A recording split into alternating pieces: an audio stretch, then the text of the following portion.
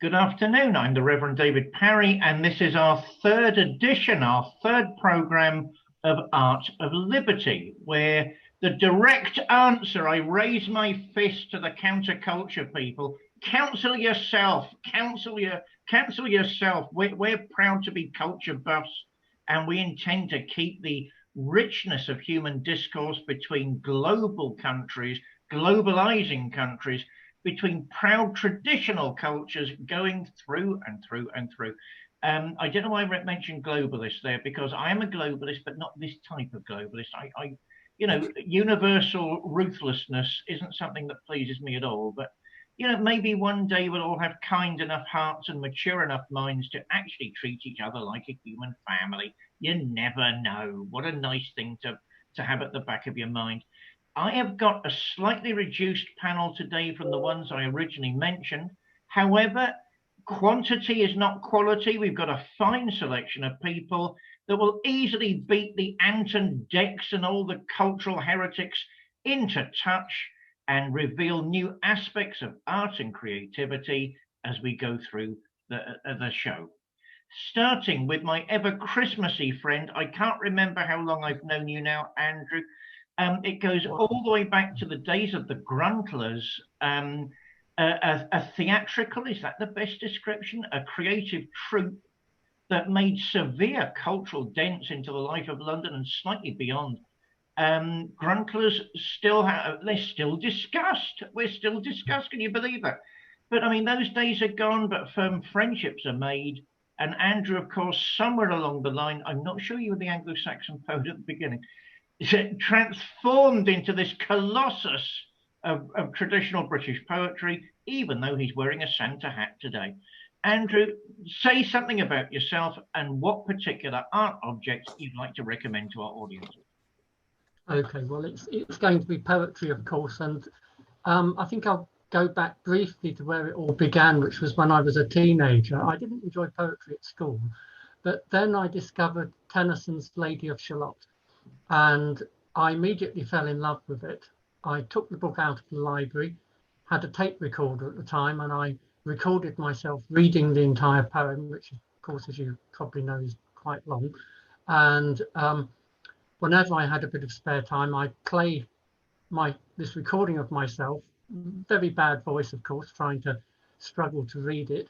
And little by little, I tried to learn as much of the poem as I could, and I got as far as the first 12 verses. And then in years to come, although I put the poem down, if with a little bit of effort, I could still remember all, or at least most of those verses in order. And when I was working as an architect and often doing quite tedious stuff like drawing brickwork and scheduling windows and all kinds of boring jobs which architecture involves, I would often recite the poem inside my head to keep to maintain sanity. So that's where my love of poetry goes back to, and I'll just give you a tiny little bit. I haven't rehearsed this. I just hope it just pops into my head by magic.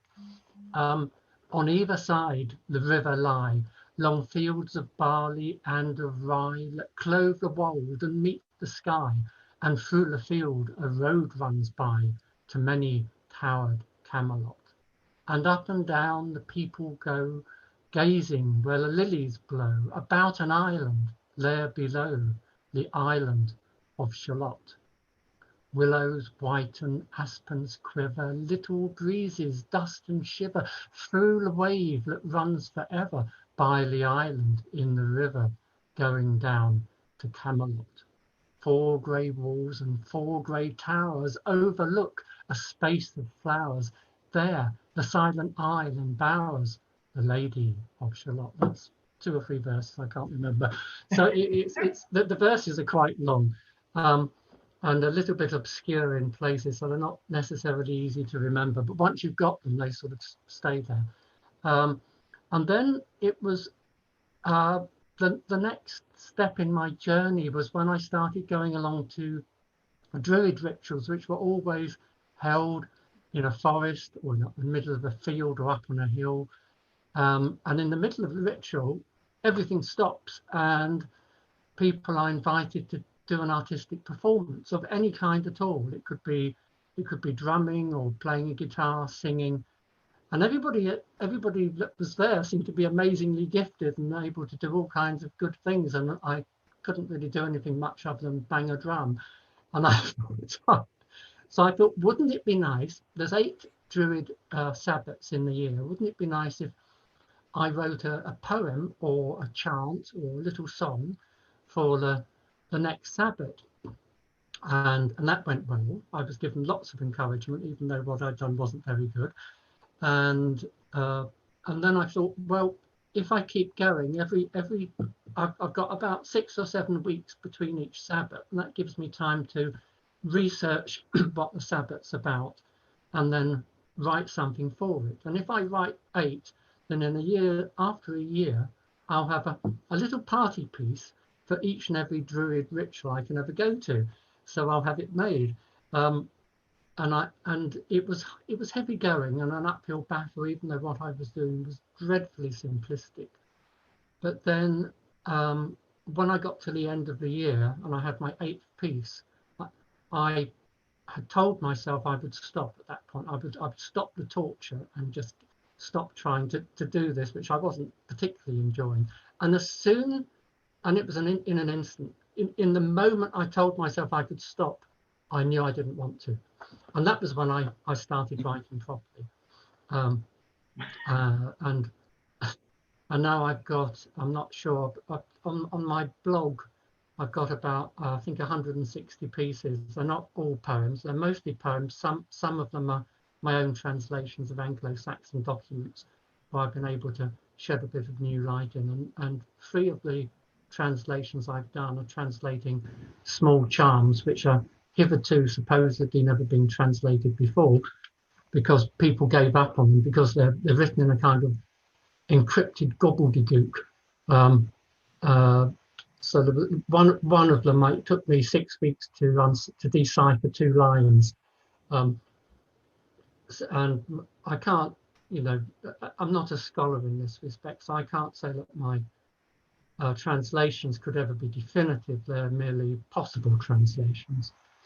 And then on the Anglo-Saxon side, it was in fact Bede, Saint Bede, who drew me in, which is a strange sort of thing. But I was looking on the internet for ideas for poetry, and I found Saint Bede's Tempora Mangorum on the Passage of Time, which is about 2 pages, where he describes the Anglo-Saxon months of the year, all 12 of them plus Yule, which was between the months, and then every roughly 3 years you got a leap month because they were lunar months.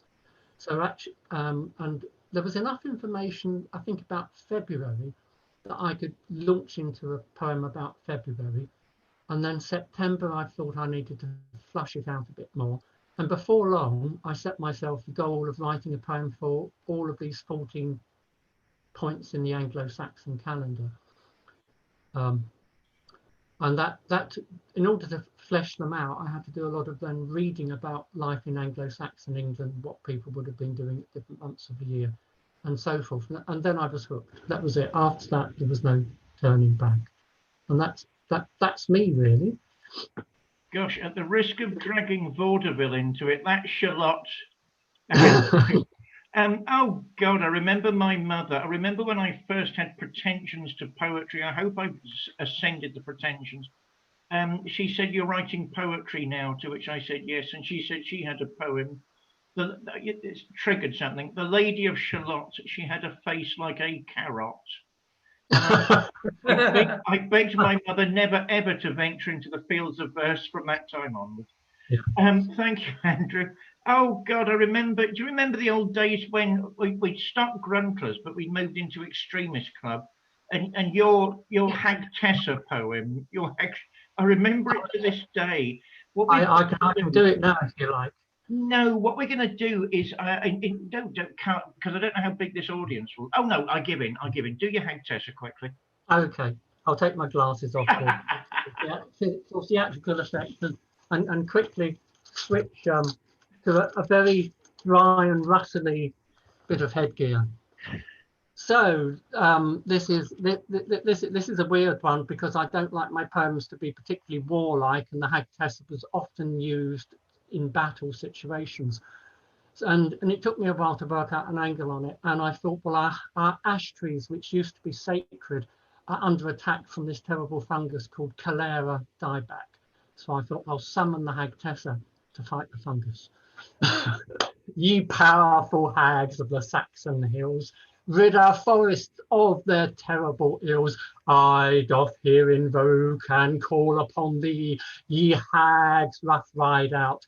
Return and help me, O thou cavalcade of women riding, awful shield maidens, the battle deciding, defend our ashes from fungal attack, help us overthrow Cholera dieback. The Mitigan whiff return to us now, dreadful Valkyrie, protect sacred bough, in ragged garments with line-linden shield, like devils ride out on tree battlefield.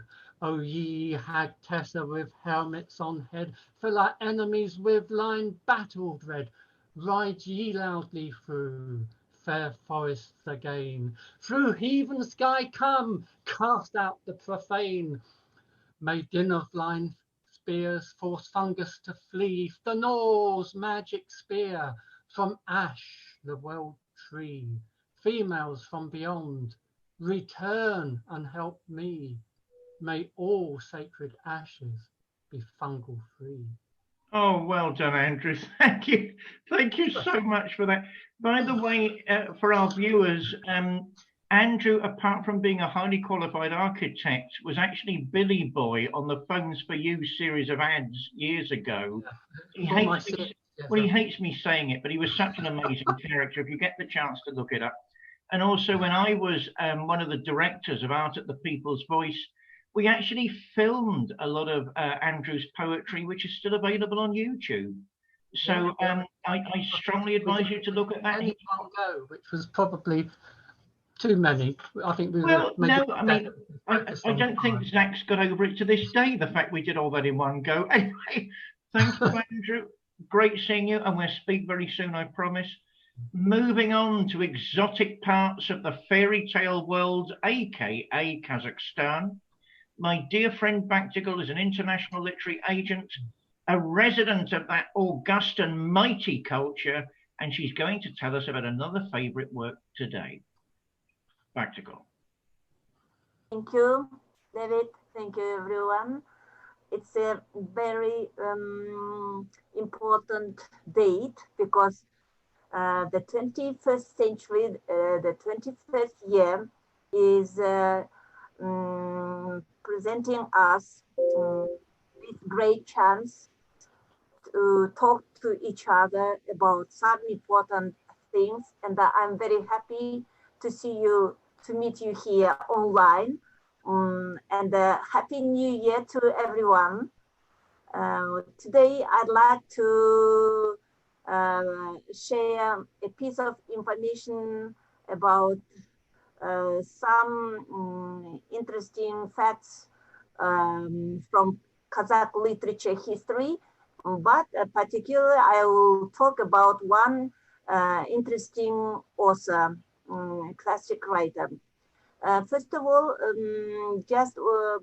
we should understand that there were two big figures in classical Kazakh prose who founded it in the early 20th century. One of them was Mukhtar Awesov.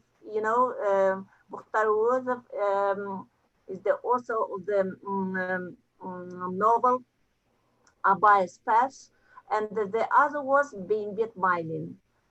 The school founded by Awesov was able to take root in the Kazakh lands, but unfortunately, the works of Beymbet Mylin, who was shot as an enemy of the people, were reunited only in the mid-60s.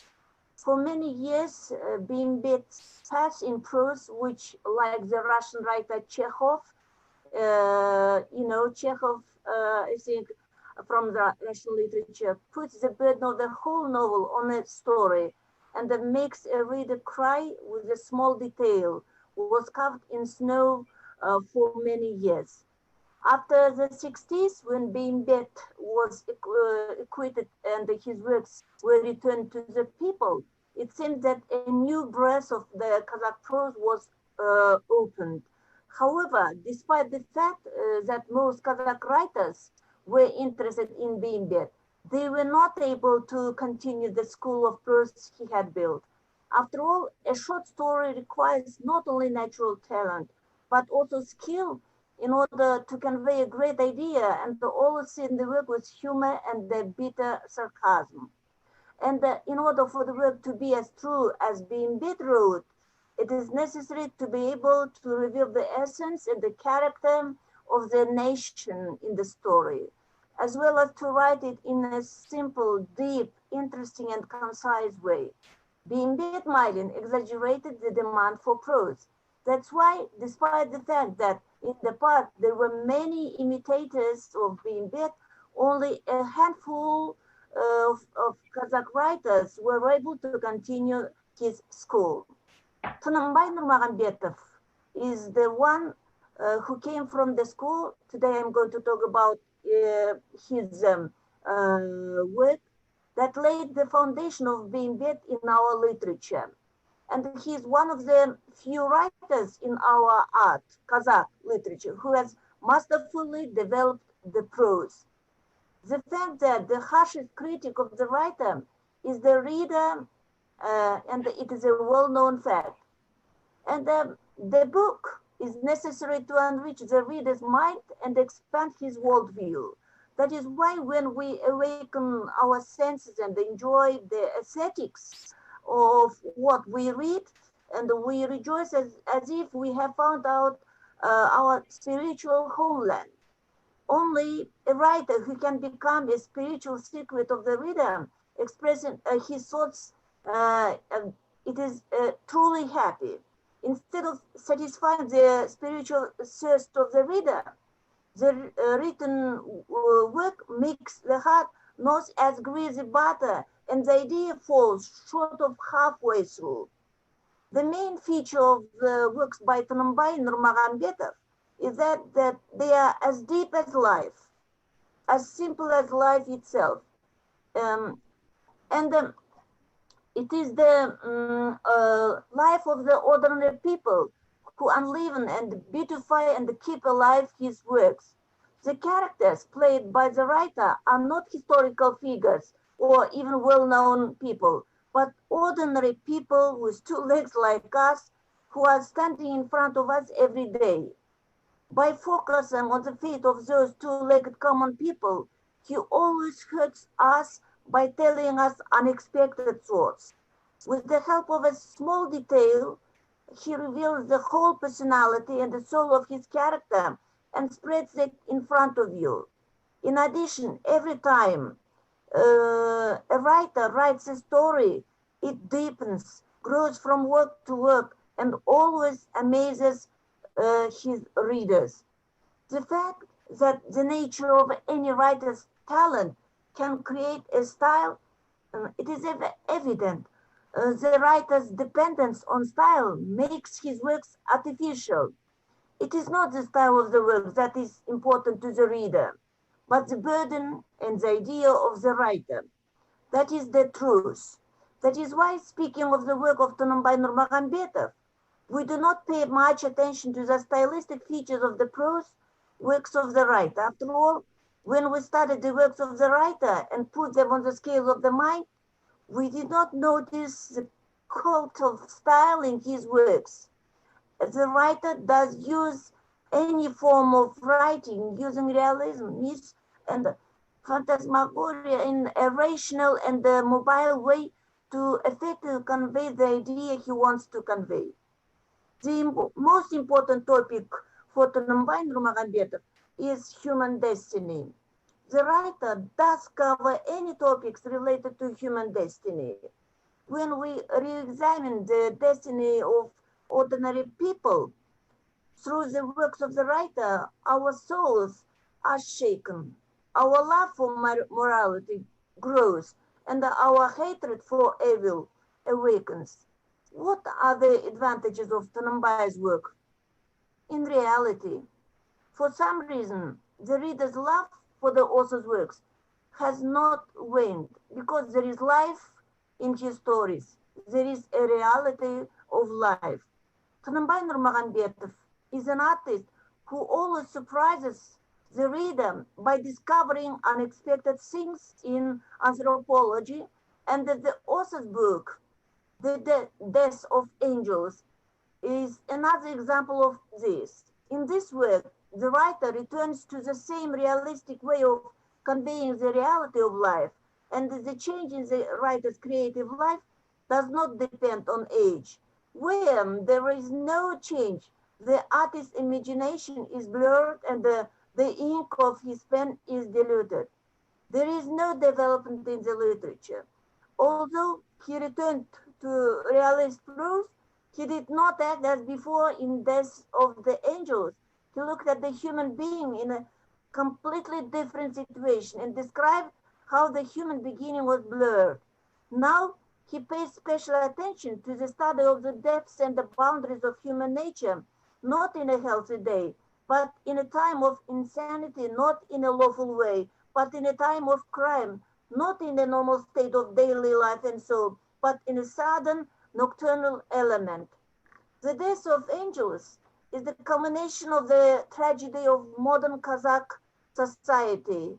It is a way for foreigners to crawl through the door like a snake, become rich masters, trap naked Kazakhs, and turn them into bait.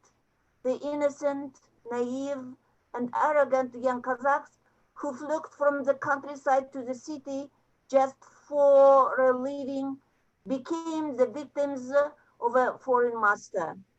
While many writers portrayed the Kazakh people in terms of destiny, history, and struggle, Tanambai portrayed the Kazakhs in terms of national image, Kazakh behavior, Kazakh values and qualities, Kazakh spirit in a psychological turmoil, shock, and valley. He assessed the whole society, even the world, through the eyes of a little Kazakh. Literature is a great art that teaches not only anthropology, but also to remain human. That is why true talent comes to literature to purify life from the evils of society, which is the source of human origins, to tell the truth about the suffering of conscience. A writer with a burning heart and unable to cope with the injustice of life can never be an artist of the human soul. Tanambai Nurmagomedov, who suffered from a speech impediment, became an artist of the human soul due to his devotion to literature. Through his works, a new world of clear thoughts, clear feelings, and the deep mysteries came to our national literature. The name of that world is Tanambai Nurmagomedov. And this is the book that just I tried to share a piece of information. Recently awarded the Abai State Prize in Literature and Art in the last month of the year 2020. And we are very proud of our Kazakh writer. He is really very strong classical writer. And why I started this presentation with his name and with his work, because he really deserves big respect, that he never hesitated to tell the truth. He never hesitated to share only sincere feelings. And even this book contains just 2 novels and 3 stories. And it's enough for us to guess the great, mastering of the Kazakh writers world, as his name is Tınımбай Nurmagomedov. Just I'd like you to remember the name of the Kazakh writer, Tınımбай Nurmagomedov, who might be presented to your attention in future. Just I'm doing my best to translate some Kazakh writers' works into English and other foreign languages, and you'll be happy to enjoy the ideas of the Kazakh literature. Thank you for your attention. Wow. What do you say to that? We've got to remember Bakhtygul isn't speaking in Russian or Kazakh. She's speaking in a third language and doing brilliantly and eloquently. Thank you as always, Bakhtygul. You reminded me of something. The first time I went to Almaty, I was stood with a mutual friend of ours, Mukhtar Shakhanov, who of course won the Nobel Prize for Poetry in 1990, with him saying to me, nobody's reading anymore, nobody's reading anymore. And me saying, but literature is part of my religious witness. And he was, to which he replied, yes, that's you, but nobody's reading. Nobody's reading anymore. You are a true treasure, Bakhtygul, and it's an honor knowing you as a friend. It really is. Moving on to slightly newer friends. I didn't know my dear friend Lowell until we started appearing. That something weird has come up on my screen. Okay, Andrew. Yeah, lots of love, darling. Take care. I didn't know Lowell until Leo Zagami, a mutual friend of ours, invited me to speak on a show called The Pew, which I think had and has incredible potential for general discussion, rather like this. But I'll hand the floor to Lowell. I mean, he's a master wordsmith, and I'm sure he has a great deal to say about currents in ancient and modern literature. Lowell, my friend, the floor is yours. David, thank you. Also, as per our discussion before, where I have my little pocket, I have 2 pocket watches, so I won't go over 5 minutes. As we discussed in the panel, how long should one talk? So I don't want to go over my time. And first of all, I want to say to you, since you lost your mother, that may the Lord comfort you among all the mourners for Zion and Jerusalem on the loss of your mother, Joan of blessed memory. Thank you. That's a traditional greeting in Hebrew when someone's lost someone that we say to them. And now the question you asked was one piece of art for this program. Last time it for me was The Hobbit.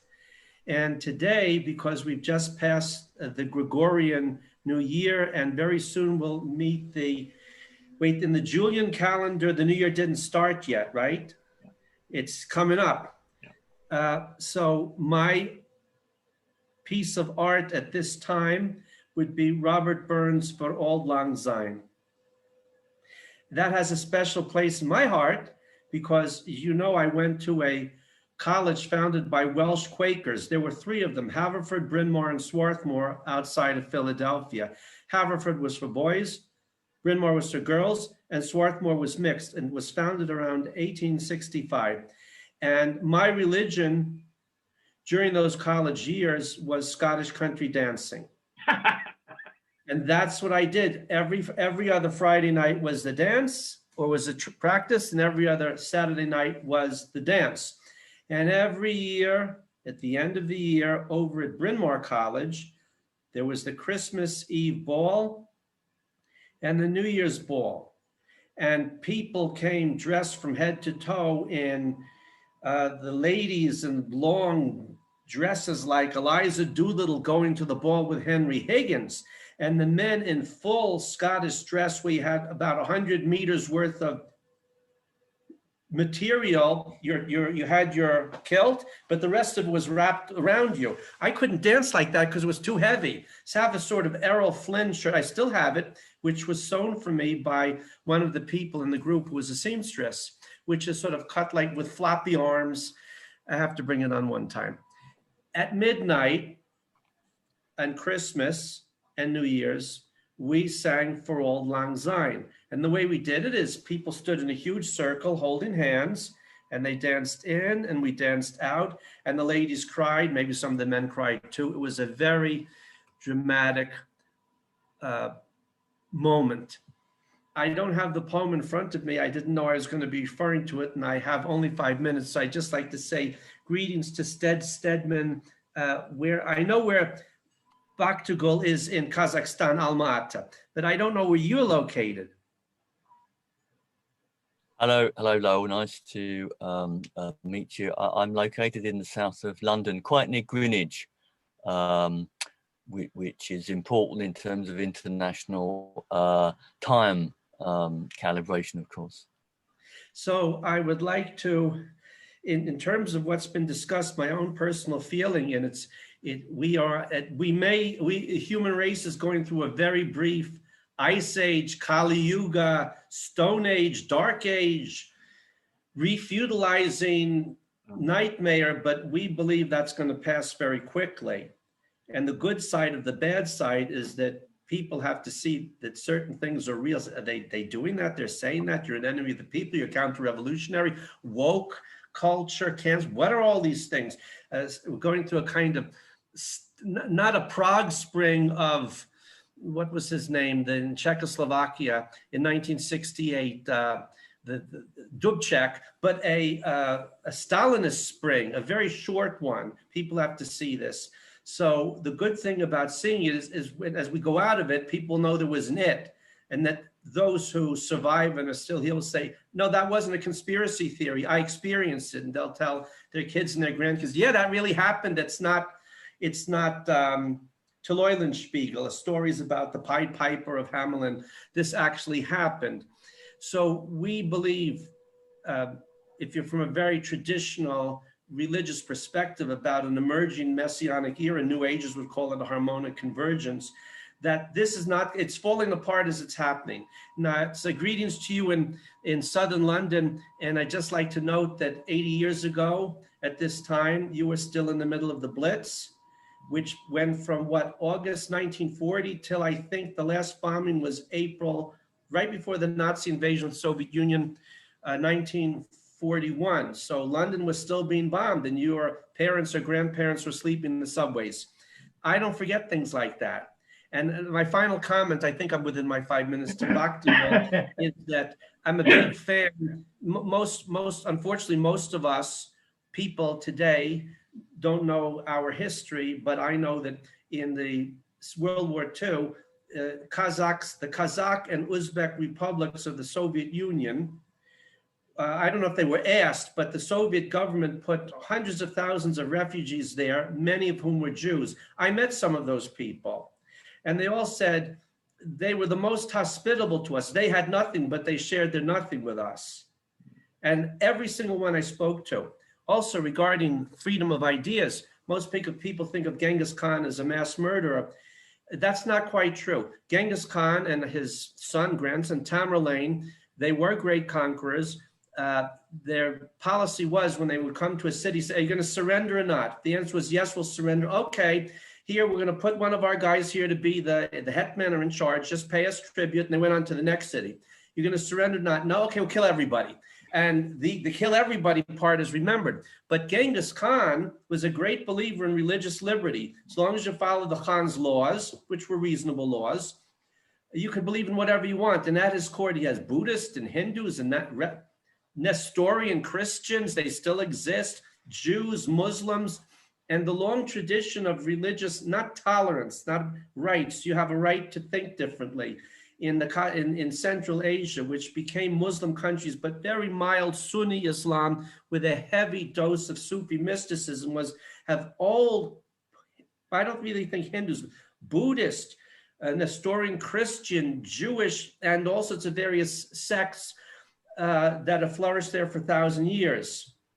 And it would be nice to see that spirit continue and revive. I think I've filled up my 5 minutes now. Oh, Lowell, thank you as always. Thank you for your prayers and condolences. Excuse me, I've got a frog in my throat today. Yes, in some ways, this is going to be a very tough week. All I can say is Bakhtygul, Kazakhstan is fairyland. It's full of magical people and magical costumes and magical foods. And every time I go there, I come away thinking even more, yes, that is fairyland, and I've been there. So it does exist, a magical place full of wonderful people. This is a truly diverse panel today. I like diversity. Boris Johnson may not like diversity, but I rather do like diversity. We go to the ever mysterious artist Stead, who is going to give us a couple of musical thoughts to round off the show today. Stead, my friend, a little bit about yourself maybe, and what you're actually contributing to the panel. First, my condolences on the death of your mother, David. I didn't realise it happened recently. But what I'm going to say is, I think, not inappropriate. And my short statement is perhaps more serious than others, but I think it's short, so it won't be too painful. Is it possible to make me the host so I can share the video at the end? I think the tech magic is working because it's not up to me. If it's up to me, it wouldn't work.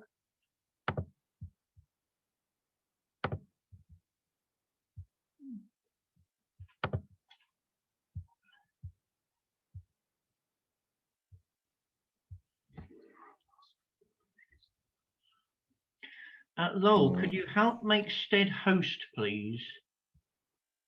Yes, that's right. Yes, Lowell has to do it. Yeah, of course. Right. There is a way that anyone can share the screen. It took, I started my own Zoom program back in July. It took weeks and weeks and weeks of making mistakes on the job. Eventually, we learned how to press most of the buttons. Co-hosts will make Stead able to share, but there's another way to do it. I think you go to security and allow participants to share screen. Okay, just did it. So everyone. If you go to participants, by me, there should be the option to make me the host, Lowell. If you go to participants, make host, yes. Okay, just did. Right. That's it. Great. Thanks very much indeed. I should be able to screen share. The greatest freedom, the ultimate freedom, I think anyone can attain to, is the release of the spirit from what weighs it down, to allow it to slip the ties that prevent it from ascending in flight into the empyrean sphere.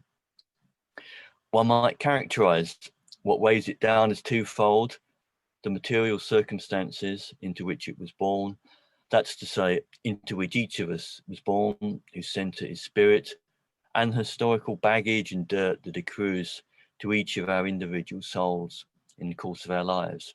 Chief amongst which is, I think, that which is consequent upon what we've done but should not have done, and what we should have done but did not. In short, what one could call our sins, or all that which was contrary to what we were supposed to be. This song setting seems to me to be about the process of cleansing oneself from this dirt and baggage to the grace of the divine, and the emphatic ending upon the repeated word free, which seems to promise the fulfillment of that final goal of existence, I find correspondingly moving, and always have since I first heard this hymn all decades ago. Grieg was a composer whose religious beliefs were representative of many of the outstanding artists of the 19th century, a belief in the revelation of the divine in nature and the possibility of its evocation through the magic of art. In this setting, as in many of his other compositions, he drew upon the collection of Norwegian folk melodies made by L.M. Lindemann, which all have a guileless simplicity and are rooted in the cultural landscape where Grieg felt at home. And that the text he chose was written by the clergyman Hans Adolf Brosen, who was a major figure in Denmark in the pietistic movement of renewal that spread within Lutheranism in the 17th century. And his writing is still highly regarded today. Neither Grieg nor neither Greek believed nor do I believe the specific implication of the words of the hymn, that we are freed by the fact that the Romans had arrested and executed for sedition one man amongst the thousands of people to have been crucified in the Roman province at that time, many of whom must surely have been totally innocent and put to death purely as an example to quell resistance. But I think perhaps there would be agreement as to the more general implication of the hymn, that divinity has done something and continues to do something within the world to bring about liberation, which is a blessing I hope we may all come to embrace. Now let's go for this.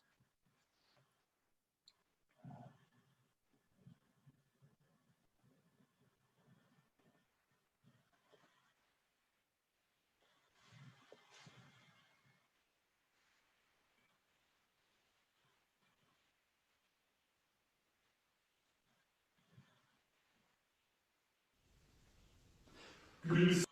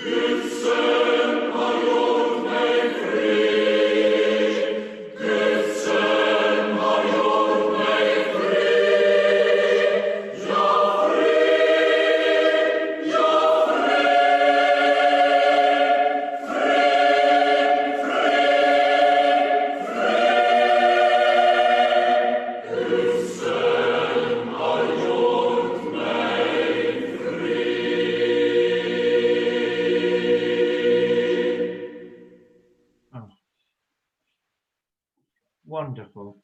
Absolutely wonderful. Thank you, Stead. The whole idea of this show is how art and creativity extends a sense of freedom and liberty. I believe we've done that yet again today. I'd love to thank my wonderful panelists. The ever disappearing Andrew Ray, I bet he's off to another shoot somewhere. My God, that man won't rest for 5 minutes. My wonderful Bakhtygul, my dear friend Lowell, and my true comrade in arms, Stead. Thank each and every one of you, and I hope you'll join us again very, very soon for a celebration of life, creativity, art, and culture. God bless you all. Thanks very much, David. Yeah, all the best to you, Lowell, and you. Sorry, what's your what's the lady's name? Sorry, my mind is gone. Bakhtygul. But back to, yeah, I thought, yeah, back to, yes. Thank you very much. It's been a pleasure. Thank you.